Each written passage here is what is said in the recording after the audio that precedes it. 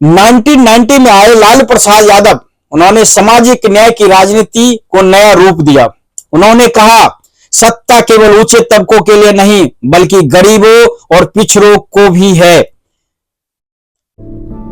आइए देखते हैं, बैठचंद मजा आएगा। शैलेंद्र, दोस्तों, आपने कभी सोचा है कि बिहार में आजादी से पहले मुख्यमंत्री नहीं बल्कि प्रधानमंत्री हुआ करते थे? जी हां, प्रधानमंत्री। अब सोचिए, कौन था वो प्रधानमंत्री? कैसे वही बाद में बिहार का पहला मुख्यमंत्री बना? किस मुख्यमंत्री ने जमींदारी प्रथा खत्म कर दी? कौन मुख्यमंत्री सिर्फ 17 दिनों के लिए रहा? और कौन मुख्यमंत्री कभी भी था? इन सवालों के जवाब हम एक एक करके ढूंढेंगे और आखिर में आपको वह नाम भी बताऊंगा जिसने प्रधानमंत्री से मुख्यमंत्री बनकर इतिहास रच दिया। तो चलिए शुरू करते हैं वह रोमांचक सफर। बिहार, जिसे राजनीति की धरती कहा जाता है, आजादी की लड़ाई हो या आजादी के बाद का दौर, यहां से ऐसे नेता जिनके केवल बिहार ही नहीं बल्कि पूरे भारत की राजनीति को नई दिशा दी। लेकिन सबसे दिलचस्प बात यह है कि आजादी से पहले यहां प्रधानमंत्री हुआ करता था और आजादी के बाद वही पद मुख्यमंत्री कहलाने लगा। अब आप सोच रहे होंगे, ये प्रधानमंत्री कौन थे? मंत्री कौन थे? तो आइए धीरे धीरे उस रहस्य को खोलते हैं। लोग साल 1946 बिहार के प्रधानमंत्री बने श्री कृष्ण सिंह, जिन्हें लोग श्री बाबू कहते थे। अब आप सोच रहे होंगे कि प्रधानमंत्री बिहार में? हां, बिल्कुल, क्योंकि तब प्रांतीय सरकार होती थी और उनका मुखिया प्रधानमंत्री कहलाता था। जब 1947 में भारत आजाद हुआ तो वही श्री बाबू बने बिहार के पहले मुख्यमंत्री। यानी प्रधानमंत्री से मुख्यमंत्री तक का यह सफर बिहार की राजनीति का पहला बड़ा मोड़ था।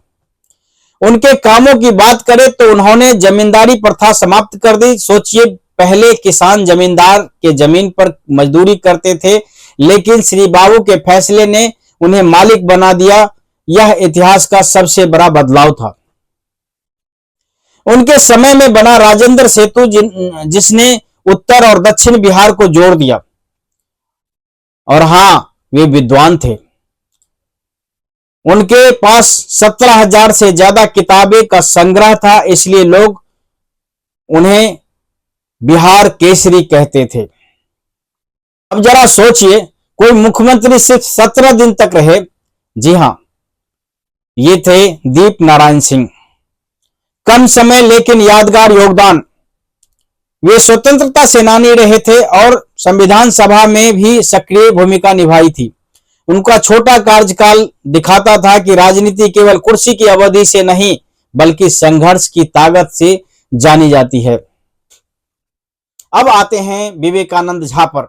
उनका कार्यकाल 1961 से 1963 तक चला। वे हमेशा कहते थे, अगर बिहार को आगे बढ़ाना है तो शिक्षा को प्राथमिकता देनी होगी। उनके नेतृत्व में कई शिक्षा और समाज सुधार की योजना शुरू की गई। अब सवाल, कांग्रेस के बाद बिहार में सबसे पहला मुख्यमंत्री कौन बना? जवाब है महामाया प्रसाद सिन्हा। 1967 में वे पहले गैर कांग्रेस मुख्यमंत्री बने। यह केवल चुनाव नहीं था बल्कि जनता और छात्रों का ताकत का प्रतीक था। अब सुनिए एक अनोखी कहानी। हरिहर सिंह 1969 में मुख्यमंत्री बने, लेकिन वे सिर्फ नेता नहीं थे बल्कि भोजपुरी के कवि भी थे। उनके कविताओं में देशभक्ति और सामाजिक संदेह झलकता था। यानी वे राजनीति और साहित्य दोनों की धारा को साथ लेकर चले। 1973 में आए अब्दुल गफूर, स्वतंत्रता सेनानी और शिक्षा सुधारक। इसके बाद भगवत झा, आजाद और जगन्नाथ मिश्रा जैसे नेताओं ने बुनियादी ढांचे और शिक्षा में अहम योगदान दिया। 1990 में आए लालू प्रसाद यादव, उन्होंने सामाजिक न्याय की राजनीति को नया रूप दिया। उन्होंने कहा सत्ता केवल ऊंचे तबकों के लिए नहीं बल्कि गरीबों और पिछड़ों के भी है। तो फिर सावन बाबू कहते हैं, उन्होंने सड़क, बिजली, शिक्षा और महिलाओं सशक्तिकरण पर जोर दिया और बिहार को नई दिशा दी। अगर इन सब को एक साथ देखें तो साफ नजर आता है, श्री बाबू ने किसान को हक दिलाया, दीप नारायण सिंह ने संक्रमण कला संभाला, विनोद झा ने शिक्षा को प्राथमिकता दी, महामाया प्रसाद सिन्हा ने गैर कांग्रेस राजनीति की राह खोली, हरिहर सिंह ने साहित्य और राजनीति को जोड़ा, अब्दुल गफूर ने शिक्षा सुधार पर काम किया, लालू प्रसाद यादव ने सामाजिक न्याय को ताकत दी, नीतीश कुमार ने विकास और सुधार को आगे बढ़ाया। हर दौर का मुख्यमंत्री बिहार का एक नई पहचान देता रहा है। अब वह खुलासा जिसका इंतजार आप कर रहे हैं। दोस्तों, आजादी से पहले बिहार का प्रधानमंत्री थे श्री कृष्ण सिंह और वही आजादी के बाद बिहार के पहले मुख्यमंत्री बने। यह यात्रा केवल एक नेता की नहीं बल्कि बिहार की राजनीति की आत्मा है। यह बताती है कि सत्ता बदलती है, चेहरे बदलते हैं, लेकिन मकसद हमेशा एक ही रहता है, समाज को बेहतर बनाना। और आज भी राजनीति है बिहार में।